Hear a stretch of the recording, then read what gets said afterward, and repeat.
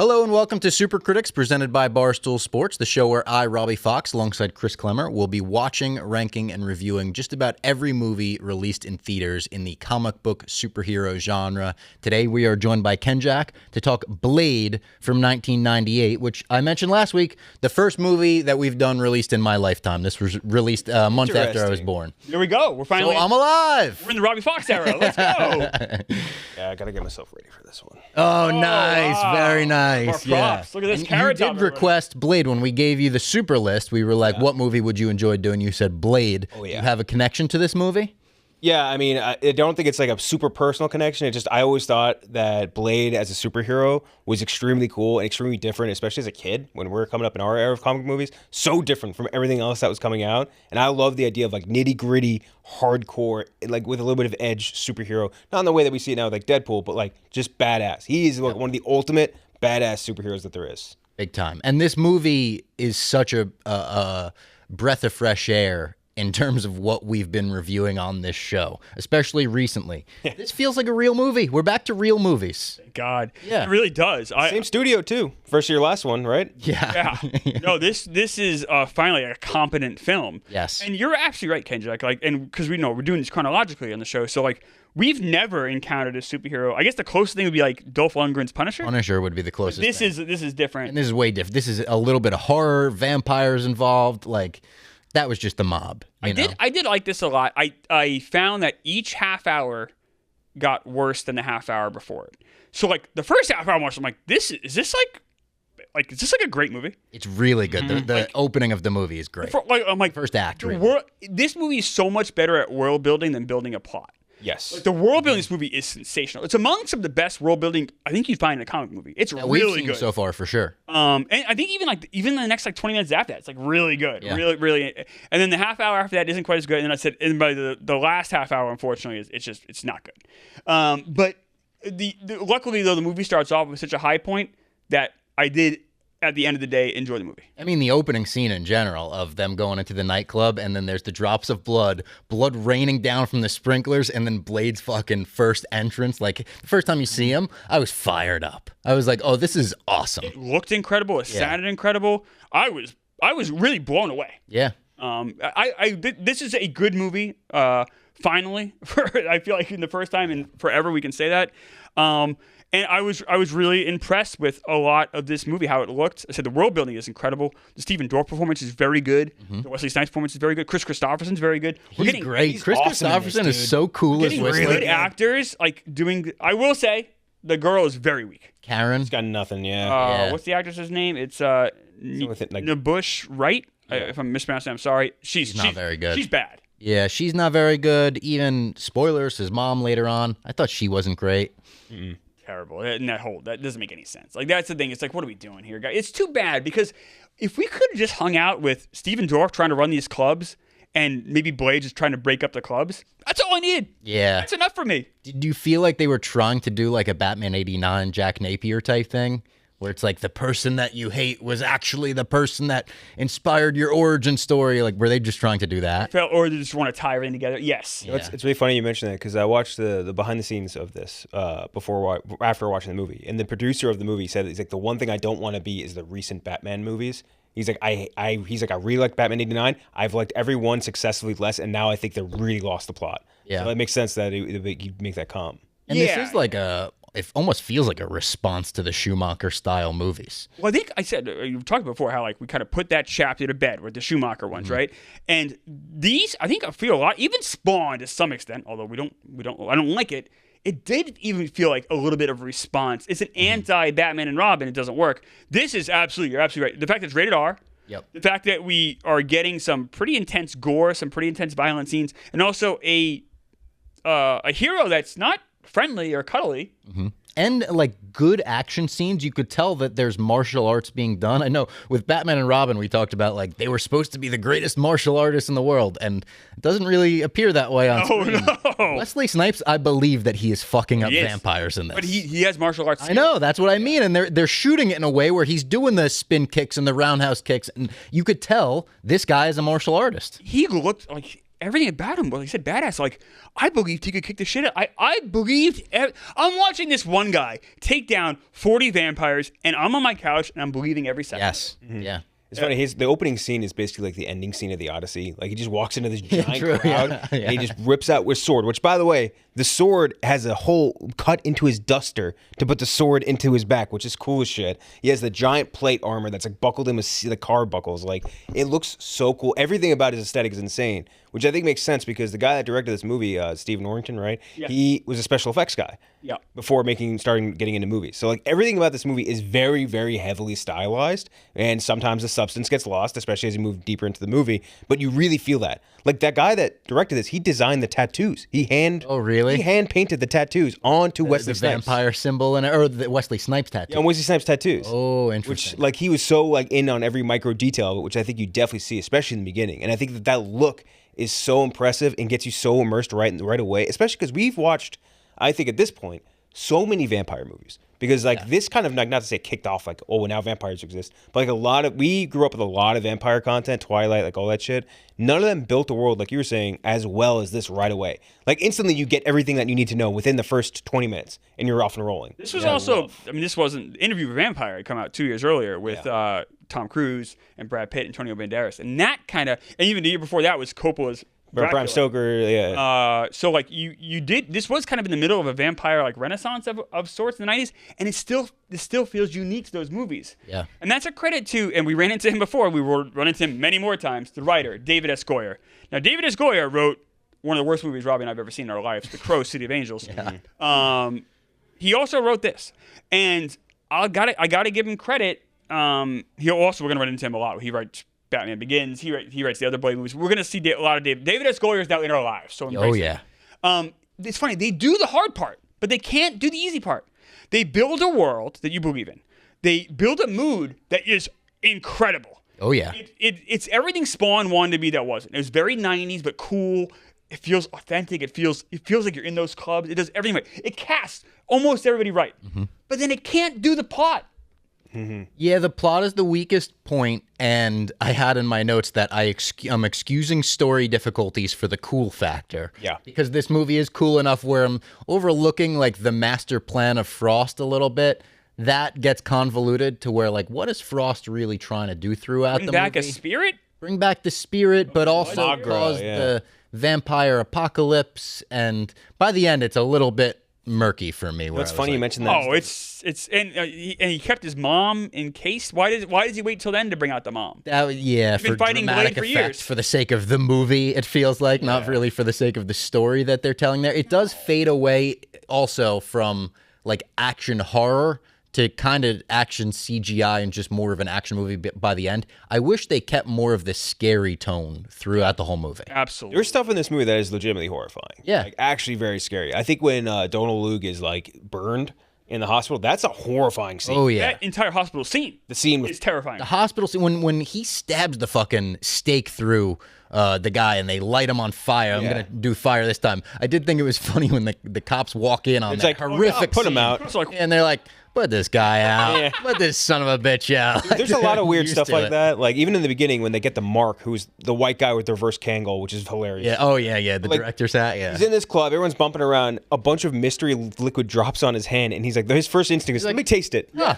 Which is insane. You just got like red liquid drop on you in a club, and you're just like, let me taste that really quick. There's a lot of dumb shit like that, but it works for the sake of the movie. It worked. It was also funny. Oh my God, Tracy Lords is the one that leads him in here. Yes. She was a porn star in the 90s. Really? Yes. Yeah. So it's kind of fun. Like, she's leading you into this world. And then you're in the club. Everything about that whole scene, and then you go right into the hospital scene, which I thought was great horror. Really good, yeah. You did mention the bad thing, which is the CGI at the end is just atrocious. I don't know why they really shoehorn this in. I hope this isn't a redundant thing with us, because this is rough. I'm trying to think the next couple movies that I have seen. I feel like the CGI improves, but yeah, it wasn't as rough as like Spawn CGI. Well, nothing's as bad as that devil. I mean, that devil scene's the worst thing you'll see in the movie. Yeah. So that's a low bar. We'll say the CGI is actually way worse in the original ending versus the ending that we saw. I went and watched the original ending. It is, instead of the spirit of like the blood spirit occupying Steven Dorff and him just becoming like kind of a superhuman, he becomes just a giant puddle of blood.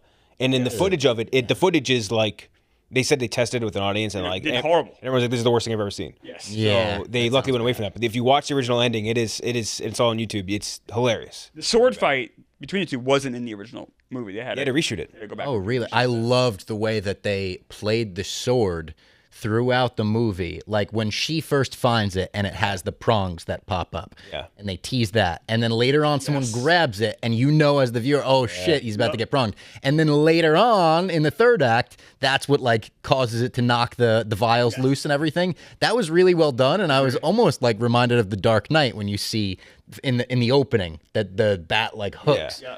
Go forward and then no, but I know how you got these, and he does it to the Joker. I was like, oh shit. I know David S. Goyer only got story credit on Dark Knight, but I was like, I wonder if there was any connection there. And Dark Knight, there's a nightclub takedown scene, and we get a couple of them here. You guys did Dredd too, right? Yeah. Yeah, and Dredd they do it with the gun. Oh, Judge Dredd we did. Yeah, you Judge Dredd they do it with the gun and the alone. gun fingerprints, where they tell you can't do the fingerprints, or it's going to Correct. electrocute you, and then I love that. If you give us a little tease early on in the movie, it's almost like a Chekhov's gun in a different way.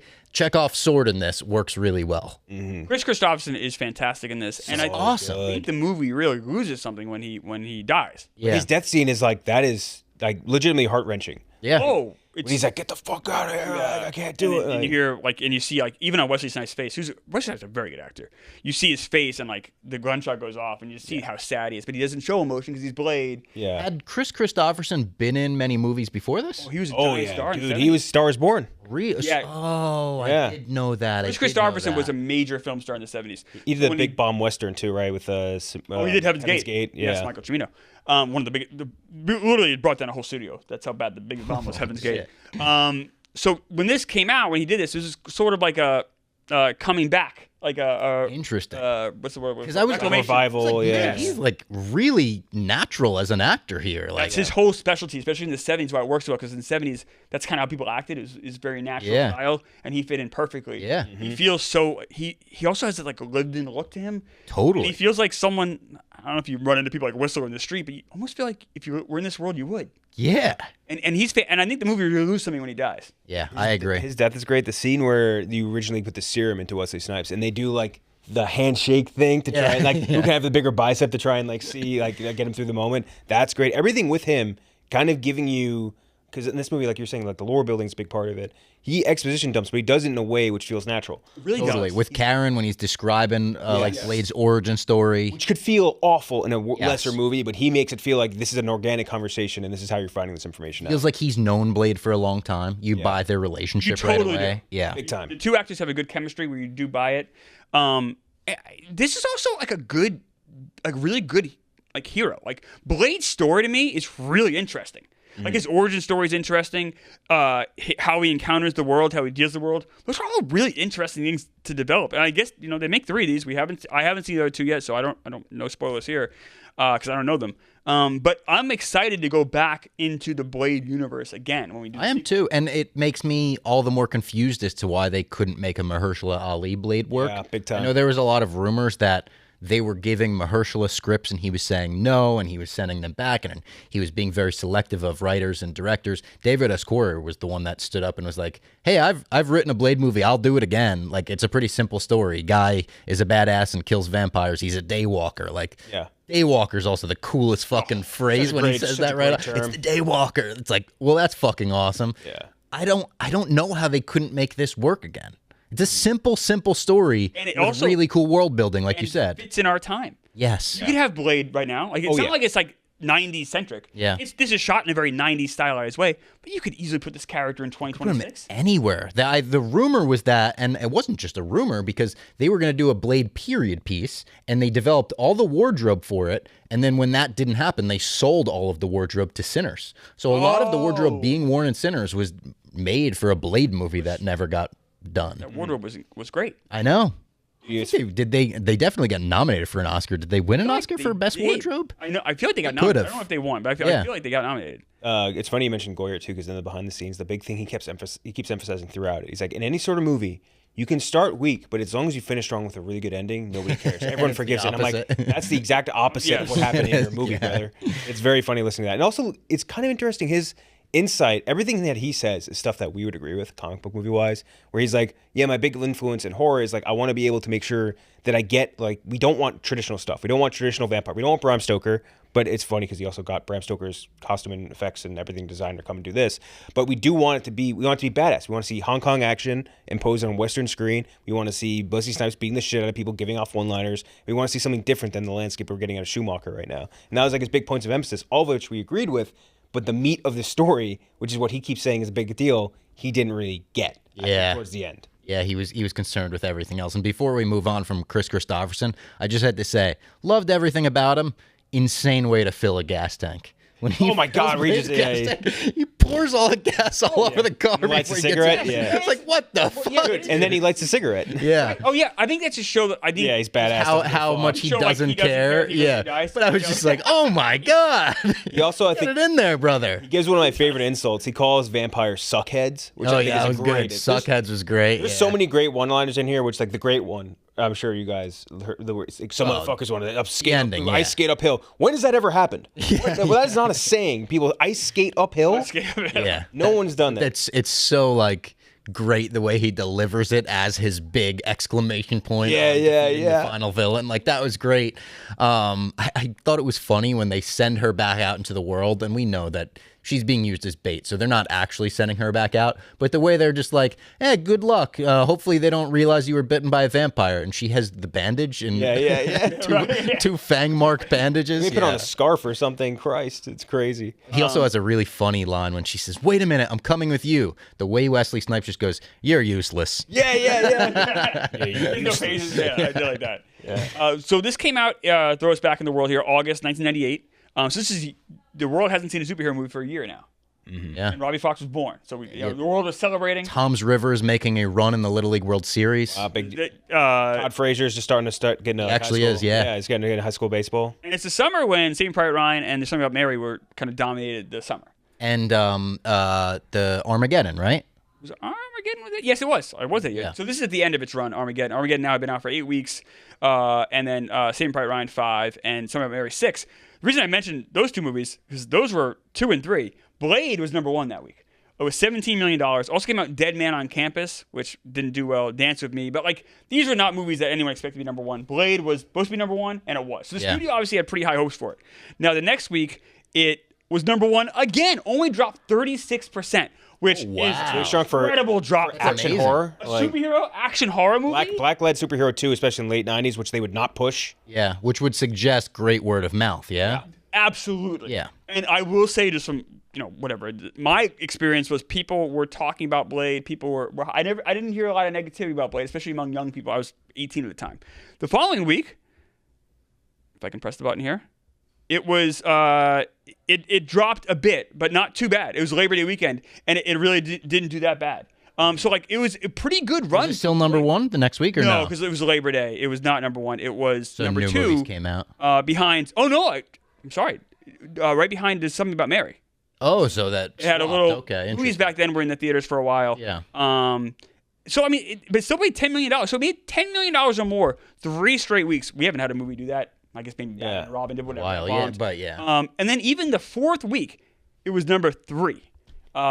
Behind Rounders had just come out, which Rounders didn't do as well as people hoped, but it still beat Blade. But Blade was top 3 4 weeks in a row. That's pretty fucking. What did it wind up making? Do you have that? I do. It made it, which is interesting because movies back then didn't typically do very good internationally. They did okay, but like they didn't do. This did 70 million domestic, 61 international, which is a big number back then. So it made 131 worldwide, but the 70 domestic was fantastic and more than they could have hoped for when it came out. So this movie, by all accounts, now critically, people mixed reviews, but the fans, the people, or the audience was much higher on it, and that word of mouth showed. Yeah. So this was a well-received movie. I wonder what it was for the international audience. We talked about it with Batman and Robin, how it was the look, and they almost didn't care as much about the plot because it's being translated anyway. Maybe it's that. You're telling me you don't need to speak English to look at this movie and see how cool it is. I mentioned how before, like this would be on a lot of parties I went to. I never like sat down and watched the whole thing, but like this was just kind of be on in the background. I think it was just badass. It's a great party movie. Great soundtrack too. Like it charted. Yes. Yeah. Oh yeah. It was like 30th or 20th on the Billboard Top 200. I remember people having the CD. Yeah. Stephen Dorff. is so good in this. I love good. Stephen Dorff. I think he's like a really interesting character actor that I think, other than these movies, this movie at least, never really got his chance. What else was he in? He actually was in a really good season of True Detective in the 3rd season. Oh, I see. I never watched that. He was just a character actor that pop up in a lot of like cool little projects. He's the bad guy in a lot of stuff. Yeah, You'll see him in like a random like a bullshit Nick Cage movie that nobody watched in like 2010 or whatever, but it'll also show up in like a good movie or a good TV show. He's a very good actor. He's got that great scene on the beach with the guy the dude that was disrespecting that like smacked him Udo, earlier on. by the way, that Udo Kier or whatever, German actor, recently passed away. He was in The Secret Agent. Fantastic. You know what else he was in? Really? He died, I think, last year. Yeah. Wasn't that Human Centipede guy? He is the Human Centipede guy. He's played. is he? I'm pretty sure he's played Hitler Never saw before. those movies. He is a usually solid, dependable actor in horror movies. He's pretty fucking bad in this. I thought. I thought he was terrible in this. He was really Not good in this, but I love the scene on the beach where he fucking takes Burns up. fangs out and burns them. They put like the motorcycle helmets on. Yeah. Oh no, that scene was great. That scene's That was super cool. cool. But that That scene's scene cool was because great. of Dorff and that girl is with is kind of badass. I was gonna say Dorff with the little girl in the park, the first confrontation with Blade. Which what a do you scene know that what that is. is? That's Brenda's song. no. Out of here! Brenda's That's song. Brenda's song. Yeah, that's Brenda's song. Really? Uncredited Get role outta for here.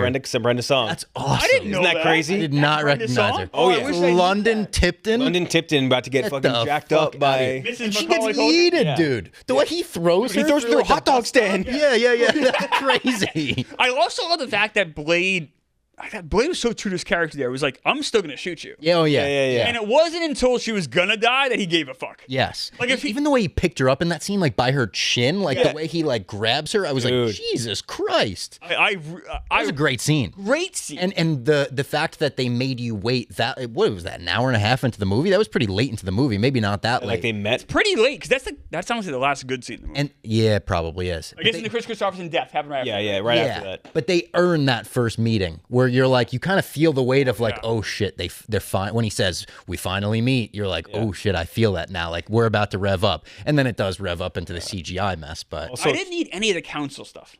Give me Yeah. Dorff. So, but that's part of the world building where they're trying to give you in this. yeah, They went too far. I like the idea of the council stuff. It would have been great for a second movie. It worked Save in that like, all for the second Have movie. you ever seen Underworld?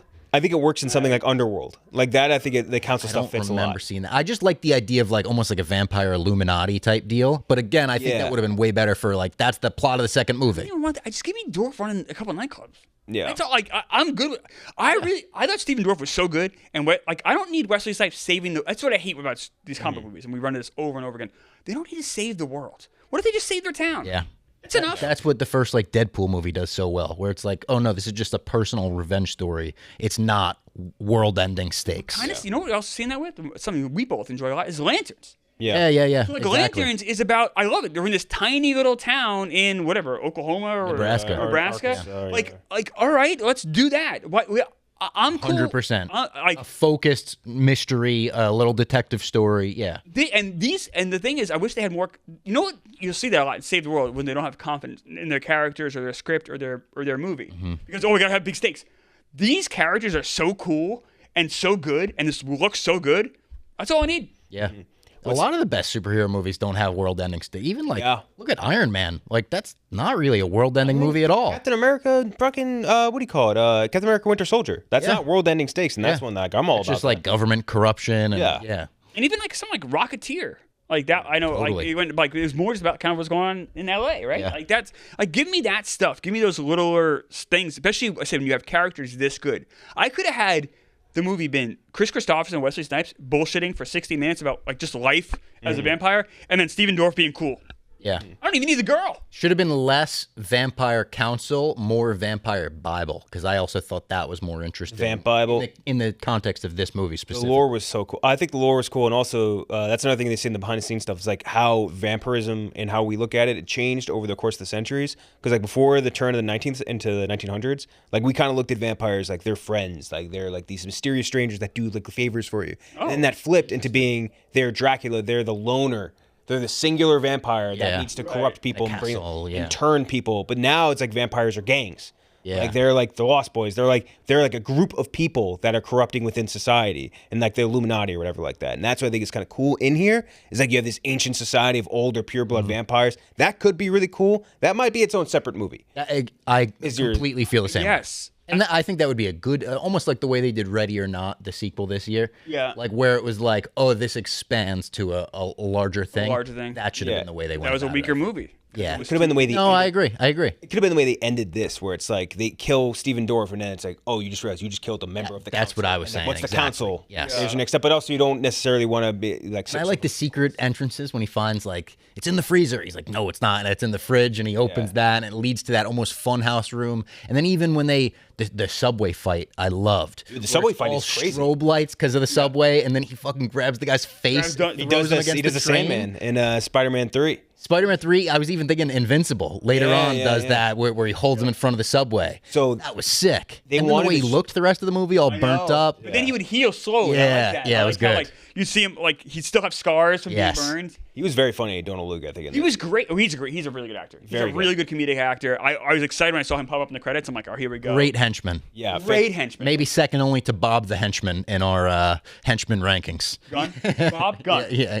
He apparently was supposed to have just like a really quick role in the beginning, but they liked him so much they wrote him in. I believe it. Which is smart. I believe that. Really smart. And Was it supposed to be just he gets the hand cut off once? Yeah, I think he's supposed to be like die in the nightclub, but they liked him so much. But they're. I'm glad they kept bringing him, and I'm glad he kept healing because also just showed even not saying anything, just the power of the vampires. Yeah. How they heal. You don't have to say anything. Just show them. Yeah. Yeah, apparently that subway scene too. They wanted to shoot that in the LA subway system, but they couldn't, too expensive. So they built out that entire subway track. They bought 3 subway cars, and then they did it all on CGI. So like you see, like That was Crazy, cheaper? it's cheaper. Yeah. yeah, and it's crazy that that's cheaper. But you could see even in the thing, they naturally light it with the shutter. So like you could see it looks like cars are going by. So they did that with like this weird fluttering light to make it look like a subway is passing by, and then they digitally inserted all of the subway cars, which I I thought love that shit. when again, considering our time period, considering New Line just did Spawn, which you guys are doing, I think it looked pretty damn good. What was the budget of this compared to Spawn? It's actually a great question. I also do want to talk about the mom. The mom is so bad. Yeah, mom sucked. All of the mom. Like, what are we doing? Why are we doing As this? soon as the bed opened, and that cool bed too that closes and opens, seems claustrophobic, but as soon as that opens and the mom was in there, I went, oh Jesus. They had the same budgets, by the way, 40 to 45 million. That's crazy. Considering how Think bad. about how they look. And the cast of this is better than Spawn. Yeah. Other than Martin Sheen, I guess you're probably paying a lot for Spawn. Wesley Snipes' biggest star than Martin Sheen at this time. Yeah. Yeah. Oh, this is a better cast. Yeah. The mom was worse, but I do crazy. think the whole idea where the mom is doesn't give a fuck about the son, like that is heartbreaking. That's another like you're seeing why Blade Made is. sense. But you see why Blade who is who he is, right? Like That doesn't make any sense. I think it why could would make why would the mom be in hiding for 30 years? I think Yeah. it could make sense. I don't don't think think it could. I don't think the way they did it makes I don't think there's any way that makes sense. They've said that they've been fighting Blade for years, and they've had the mom in hiding for a decade. Why? They had her Yeah. like on ice. Like for what? Doesn't make sense. I guess if she's like the first person to give birth to a vampire, that is something you want to learn more about, maybe, right? Then they should have went into that too. Like we're doing genetic that. research. Yeah, like or say that. something like But that, also, yeah. you wouldn't have the mom just sitting there. Yeah, that I probably agree would have with been that. better because they are trying to figure out, kind of how to be more like Blade, be a daywalker. Yeah. Would have been better if the mom was being kept for research There's purposes. no reason. Does the mom being in the movie make you think differently about Blade? I think his life does sucks. not. I think his life sucks more. I think his life, but I didn't need that. I know his life sucks. I don't need that. And Blade's life sucks as it is. if you're going to introduce that, almost have Blade show crazy amount of emotion in that moment, and he doesn't really. That'd be like the one time that Yeah, really exactly. breaks him. Yeah, that I would agree for sure. I think the mom wanted to fuck Blade. there There's was some weirdness there. There was a sexual tension, and it gets by the time Karen escapes skipping ahead a little bit when they throw her in the pit, she escapes that and then lets Blade bite her. That had way too much sexual energy. They were She's, like, fucking. moaning. She's like, "Oh, don't stop!" Yeah. I was like, Oh, "All yeah. right, you're getting horned up, getting eaten right." They're straight up having sex. Like, Yeah, that's what that it was. is, How about the fat ass they meet too? I don't want to skip Pearl. over that. Pearl is, I think, that part was heartbreaking too. When she's getting burned, I the like music that they're scene. playing and the scene they're doing that, I'm like, oh my god, this is. I like fucking that bleak. scene embracing the weirdness of the movie. Me too. Yeah. It was just like, Also, it showed how cold Blade. But Yeah. maybe you'll get a sunburn. It's like they burned the fuck out of that yeah, thing. Yeah. Now, does that thing? That thing died. Died? yeah, Yeah. I think they kill it. Yeah, Kill it. Yeah. And she has a line. Karen has a line after they Like she moved or something. something That's like why that, I did. yeah. If they didn't do that, if they didn't kill it, would it have healed? Would those burns have healed? Over time, I Probably, think. yeah. Probably, like the Donald Logue character. Which that was another cool thing too. Reading like how they made that creature. They built that set around that prosthesis. That prosthesis cost like $10,000 worth of silicone to make. There was 5 people in there. really. There was the actual Jabba face. the Hutt. Yeah, there was like the face, right? Who was the actual person who's talking and doing something Edwards. And then there was one person on each limb, moving each limb independently. Oh, wow. And they had a whole ventilation air conditioning system in there for that scene. It's fucking crazy. know Can Big Cat buy that for the Chicago office? Yeah, Just that giant big pearl fat suit. And she farts when she first meets them. Like that's like one of those like little undercutting moments. But yeah, it's You know what's great? How much better did that look? Because it's a real effect than the CGI blood they put. Like, what do we? Why? Looked way better. Way, You way, can't way show better. me real or whatever, food syrup, whatever. You can't show me actual practical blood for an hour and 50 minutes, then do CGI blood. It's something like shit. Yeah. They did. You know what I Why mean? are you Again, doing that? Watch the original ending. Looks 10 It's a times. shame because it looked like shit, but I loved the setting. The setting of the final Temple. fight in that temple and the circle. I thought that was cool and very unique. We haven't really seen anything like that in a comic book movie before. So when they get and like honestly, the sequence that leads up to that, they were starting to get me back. Like the mom stuff I didn't like, but Blade with a fucking shotgun comes in, they start draining Blade's blood. I was like, all right, this is kind of fucking metal, and like, what's gonna happen here? And then as soon as it happens and the blood drips on him and then the skeletons come and that was where you almost like your brain just turns off a little bit. You almost check out instantly as soon as that CGI CG is like happens. it's even true in the movies now. Like movies that come out now, like the CGI comes, and I just like Yeah, I was watching the interview with the special effects artist, and he was saying how like he wanted to make the blood look better than I think it did. He kept saying how I was like, the technology's not here yet. why not just use blood? That's the thing, but like you need free form because you need the blood to like come back and like reattach him or whatever. Maybe you don't. But the way he talked about it, he was like basically describing what James Cameron was saying about water. about water, It's like liquid. yeah. Like one day it's going to come together in one big dream that we can't even imagine. Like he's basically describing. Blade, The Way of Blood, coming to theaters soon. It was. Watch that movie. I'd watch that. But I think the reshoot ending is 10 times better than what they had That's originally. good at least that they recognized the problem, made it a little bit better. I love when he gets his sunglasses back and puts those fucking bad boys back on. Like I didn't think that could make me feel something. Someone Like the wire kill on Donald, like he chops his head off with like the wire thing and then just like catches them out of midair. Yeah. So sick. That was great.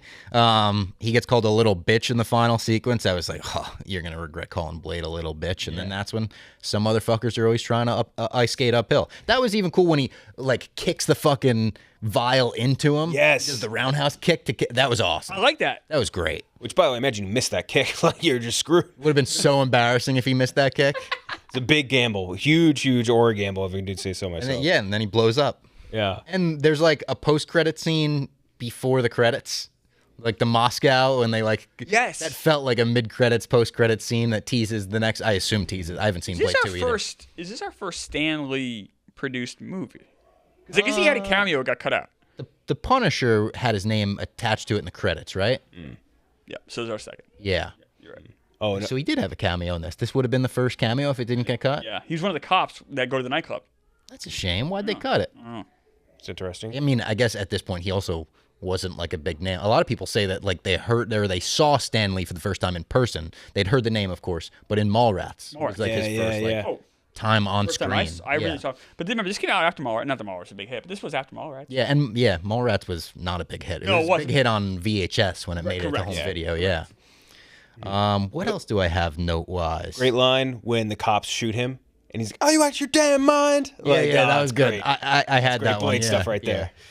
I didn't have much other notes on it because honestly, the last couple weeks it's been a lot of nitpicking, not necessarily nitpicking, just pointing out I think it was nitpicking flaws all of the movies. time. Yeah, Just a This weekend. one, it has the obvious This is a flaws, whole different but level of This compared is to what you guys have been watching. we've It's not gone even through the close. last 4 weeks. Oh, Have yeah. been like unbelievable. it's truly not even close. I said to KenJac as soon as I came in, I said it was very refreshing to watch a real movie like I'm going to end up recommending this movie. Oh, This is getting 100%. Like, This I is haven't towards the recommended top of a my movie in list. forever. Yeah. I will say you guys might not recommend the next two, one of which is a Del Toro movie. I forget who directed Blade Trinity, but Del Toro does Blade 2. Oh, really? We'll see. Interesting what you guys think of that. After what we've been through, I'd be excited. I'd be eager to jump back into the If it's half as good as this, it will be twice as good as a lot of the movies that we've been recapping. Couldn't agree more. So some of the fascinating stuff I did, like watching the other things and reading about it. The director, I think, is fascinating, Steve Norrington, because he did the special effects for a bunch of movies, and then he brings that into this. The only movies he made that I think we would know are this and The League of Extraordinary Gentlemen, which I think you guys will also We'll get to that as well, yeah. And he wasn't allowed to direct movies anymore. I know people don't like that movie. I loved it as a kid. I thought it was so cool as a kid. But he almost was He was almost the director of Clash of the Titans in 2010. That went to somebody else. He was almost the director of the Crow remake. But then in the really recent no, like mid 2010s, like whatever redoing. And then he got left out of that, and he was almost the director of Ghost Rider, but he got dropped out of that. Wow. And he also, right after this, was supposed to make an action movie starring J-Lo and Samuel L. Jackson, but it got scrapped because of 9/11. Huh. Ooh. It was an action terrorist movie. Oh. That was supposed to be filming in October of 2001. And That'll do it. Yeah. That'll do it. Yeah, but yeah, I thought that was fascinating. I think it's cool that the guy that did the makeup for this, Greg Canham, he passed away recently too. Did Bram Stoker's Dracula, he did Titanic, The Mask, Vice, and then him describing how he did all the makeup on this, like the pearl makeup, I thought was very, very cool, and like the prosthesis on the things, I thought was awesome. Makeup was really good in this. Yeah, it was. And makeup's good in Mask too, so it makes sense. And also very funny watching this, because all the guys in this, because they have interviews with like Stan Lee and like all these other guys, Goyer and all these other people, the way they casually talk about comic book stuff that they say isn't working on screen. But now, like, yeah, we couldn't figure this out, but like that's why we're doing this. They're talking about Black Panther. They're talking about I Am Legend, Watchmen. They're like, yeah, this stuff that works in comics, but like it's just not working on screen, which is now like they're like monoliths in culture. Yeah, they are humongous. I thought was very interesting as well. And then Was there anything in what you watched about what Stan Lee thought of this movie? He didn't. I know he didn't really have anything to do with it. People talked about how the evolution of comic books, which I thought was incredible because I didn't know about this thing, the comic book code. You ever Oh yeah, of big course. time. Holy shit. The amount of like laws that they put on trying to make crank down on comics. Shame, because like 1950s comics and 60s comics really aren't very good because of it. Yeah, They took away Nick Fury's cigar even famously. They were like, "Yep, no smoking cigars anymore, Nick." the big story he tells in the Stan Lee tells is like the health, like Department of Health came to him and they're like, can you make a story where Spider-Man beats up drug dealers or shows that drugs are bad? He's like, all right, sure. So they make a 3-episode arc where it's like it's interesting and like they make a good story out of it, and it doesn't pass the comic book authority. Yeah. He's like, you can't mention drugs. Correct. And he's like, but no, the Department of Health is telling me it's anti-drug.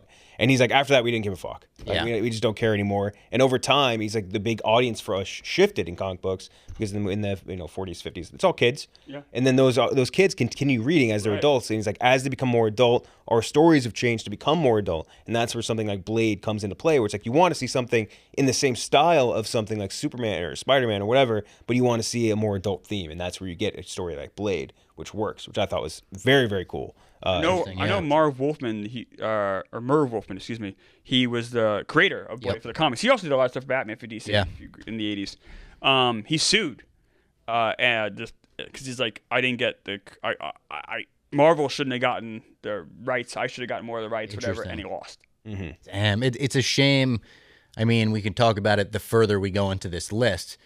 Comic creators do not really make a lot of money from these movies, if at all. Yeah. And that's an issue a lot of comic creators to this day have an issue with. I mean, we see it even with Batman stuff and Bob Kane, but now when you see it, it's Bob Kane and Bill Finger. Yeah, and Bob Kane, the more you dig into that, the more it seems like he came up with like the name Batman, and Bill Finger came up with pretty much everything you know about Batman and the mythos and the villains. And then even then, you have a guy like Dick Sprang, who was a great artist in the 40s and 50s. He kind of helped create kind of the design and kind of the look that we know of a Batman. And like, there's so many people who have had their hands in things.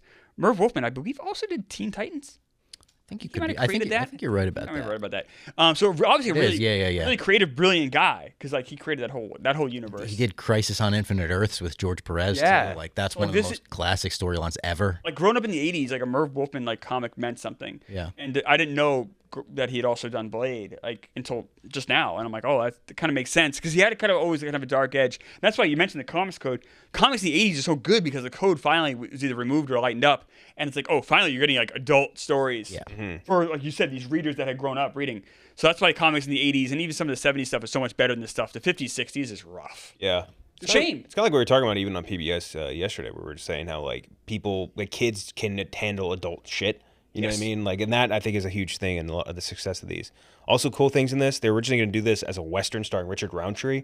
Yes, Richard Roundtree. Oh, Shaft. who we just talked about. Yeah. Big time Shaft. LL Cool J wanted to play Blade in a different edition, but it didn't work out. Wesley Snipes only did this because they couldn't get Black Panther off the ground in the 90s, which is very fascinating. Wow. It sounded like he was there once this incarnation was being developed. He was the only real choice. He seems a Black Panther movie would have worked with him if they got the right team behind it. He seems way more fit for a Blade type character. Sure. And he's so good. Like, you got to remember, he was just in Major League before this, right? And he's really good in that. He's just in White Man Can't Jump, which he's really good in that. Really good in that. Demolition Man right before this too, right? Demolition Man's before this. He's really good in that. Like, Wesley Snipes was like, his career fell apart partly because like he tax issues and other stuff started making bad choices. I think eventually. What's that? I think eventually he's very hard to work with. Difficult to work with. There's a lot of Wesley Snipes gotten his own way a bunch, but it's kind of a shame because you see it with this movie too. Like, he's so charismatic on screen. Yeah. Even when he's playing character, maybe you don't, I don't know, say like, but like, you can't help but like. Yeah, he almost has you might say this is a crazy take. He almost has like an Arnold thing about him with some of the one-liners that he delivers, where it's he doesn't have to do much on screen for his charisma to shine through. Right. He's not a big talker in this movie. No, like 5 lines of dialogue. You don't need him to be at all. Mm-hmm. There were times where I didn't love, like when he does a fist pump. Like, yeah, the fist pump was goofy. That was goofy as shit. I'm like, and I understand also, like, you got to remember too where we are. When he throws it around, is that when he does it? When he throws? Well, he puts a stake into Luke. Yeah. Right. It's like, we don't need that.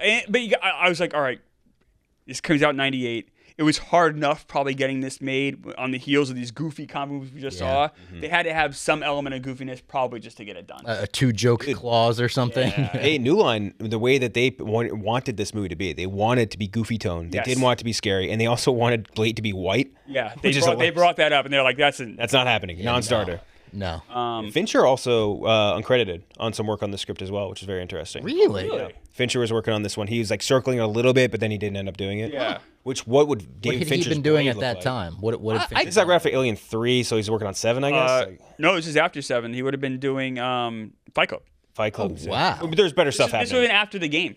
Interesting. Yeah, damn. I could see him doing like a dark. I mean, he just did the Alien movie was really dark. I could see him doing something like this. For sure. I never saw his Alien movie. I'm curious about that. Alien 3 gets shit on. It's very interesting, and it's also like a very stacked cast in retrospect. Like Holt McCallany is like the 80th build guy. Oh yeah, no. Very interesting. No, it's an interesting look. Charles Dance, like there's good cast members in that. You ready to rate this movie? I am ready to rate this movie. What do you grade it? We do we could ball scale for a grade. So, how many stars?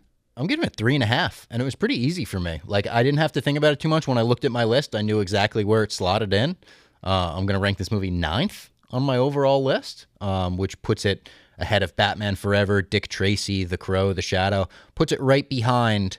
I have 6, Superman 2, 7, Teenage Mutant Ninja Turtles, 8, The Rocketeer, and then I'll put this right below The Rocketeer. What do you have 10? Now. After that would be Batman Forever, which I know we disagree on that one. I have that a lot higher 11. than you. Dick Tracy. Okay. When I was watching the first half hour of this movie, I'm like, oh, is this a 4-star movie? Yeah. Is this I know. Good?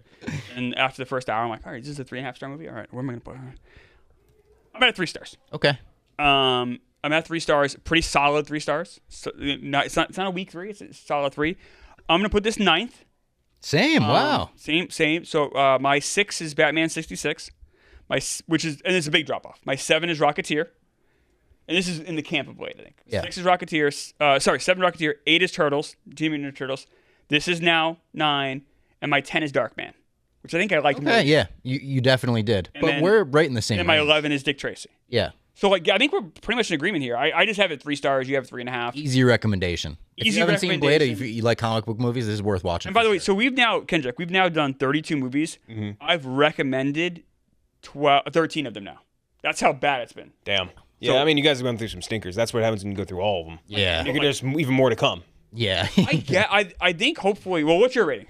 I would say 3.6. I'm like right around where you are, Robbie, too. It's just like if you're doing this letterbox, you would say 3.5 stars. Be like a little 3.5 stars about right. I think it's just like right there. Like if it was a number scale, it'd be like 70s, low 70s, like right. Okay. So it is. I think such an easy movie to recommend. It's like you want to see badass action, but also like you said right off the top, every act gets successively a little bit worse until the third act really kind of falls apart a little bit. But man, the action in the first 2 acts is great. The lore is great. The acting for the most part, at least among the main leads, is really strong. Like I don't know, I'm a big fan of this movie. It tapers off a little bit in the next 2, which you guys will, I'm sure, experience. But I'm a big fan of Blade. I like kind of movie that, like, how could you not come away from this and be like, oh, I'm more curious about that character. I'm entertained. I was entertained by this movie. And again, it goes back to also what you said, Robbie, which is how have they not redone this yet? It seems so easy, especially when you compare it to some of, like, they fucking got an Eternals movie made. Yeah. That's a confusing, convoluted team to even wrap your head around. It's just so direct. Celestials, it's a fucking guy that kills vampires. Like, that's it. And he's a vampire himself. He's a daywalker. Like, how is that not, how are there not 20 of these movies? Correct me if I'm wrong, Eternals set this up. It set up Blade. Right? They actually did the post-credit of Eternals. You hear Mahershala Ali's voice at the end of that with like a sword. And like, oh my God, Blade's coming. Kit Harington is I don't know, Black Knight. Yeah, the Black Knight. Like they're setting up Blade at the end of Eternals. Yeah. But then you don't get Eternals because you don't get Mahershala Ali. How did they not make this work? It's fucking Blade. It's so easy. He would have been so perfect. He would have been amazing. I don't know who you do even now. This is a tough question. That's frustrating. I'm sure there's names out there that could be cool. People wanted Damon Idris as T'Challa. Now that we know that that's not going to happen, can you transfer that to Blade? I don't know. And David Johnson would have... Actually, no, he's too understated, I think. He's too young. Yeah. Well, what age do you want Blade to be? I guess you're right. That's a big part of this. Blade could be an age. Why couldn't this get done? This is very It's crazy. They had all the pieces there, too, with Ali. That sucks. Mm-hmm. I'm glad I watched this. Me too. I had never seen it. I'm glad I finally sat down and watched it.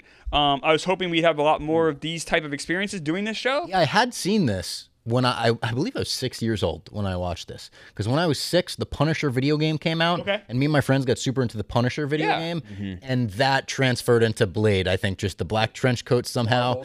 I remember watching this in my friend Chris's basement. Actually, we just passed my friend Chris's birthday. I haven't talked to him in 15 years, but I always remember his birthday. And I remember us watching this and playing with the Blade, like McFarlane action figure and everything. I didn't remember much about the movie at all, but I just remembered him being cool. And that's really all you got to remember. Can I float an idea, and it might be recency bias? Aaron Pierre Blade. Would that not be great? Sure. He's got all this... Would be, but it's already weird that he's John Stewart. Like, to cast another superhero. I think Ali would have been just ideal. He would have been fantastic. Yeah. But if I'm thinking of how what made Wesley Snipes great in this role, everything he does here, Aaron Pierre also does great. I'll suggest someone for Blade. Lakeith Stanfield. Is he too weird? I think he's too goofy. He's so cool to me. He's like weird cool. He's not like badass. I really like him though. I like him too, but I don't know if I'd like him as think this. He's great. I also really like Daniel Kaluuya. He could pull this off. Kaluuya would be fantastic as this. I'd rather see him play like a bad guy. That too. I mean, I would agree with that as well. But I think either would be the Black great. Messiah. You seen that one? Yeah. Yeah. Unbelievable in that movie. He's so good in Widows. Yeah. Oh yeah. Yeah. Oh yeah. So what do we have upcoming? Up next, we've got Orgasmo. After that, we've got Mystery Men. And then we're into the 2000s. Then it's X-Men. The first Bryan Singer X-Men, Klemmer's good friend. Yep, Klemmer's a great friend. No, not going to play that. No, we're not going to do that. You're a little X-Men boy. And you're going to be Bryan Singer's I am an X-Men boy. You like Bryan Singer movies way more than I do. Yeah. And you're a big supporter. No, we're going to get into this. You are going to be, but it is, the X-Men one, that feels like a kind of a turning point. I mean, those are movies that are literally still relevant today. Major turning point. So, all right, so we got Orgasmo. Okay. We'll see about that. Not relevant, really. Mystery Men, I'm very curious. I like Mystery Men. I don't know if that's called. I don't. It's a mess of a movie, but I know nothing about it, which makes me curious. There's a million things to talk about in it, so I think we'll have a good time with that. The cast is crazy. Good. Stacked. And then X-Men, that could be a whole thing. So, but next week, Orgasmo. Fighting crime never felt so good. That's actually funny. It's a good tagline. That is a good tag. You got to give Trey Parker credit for that one.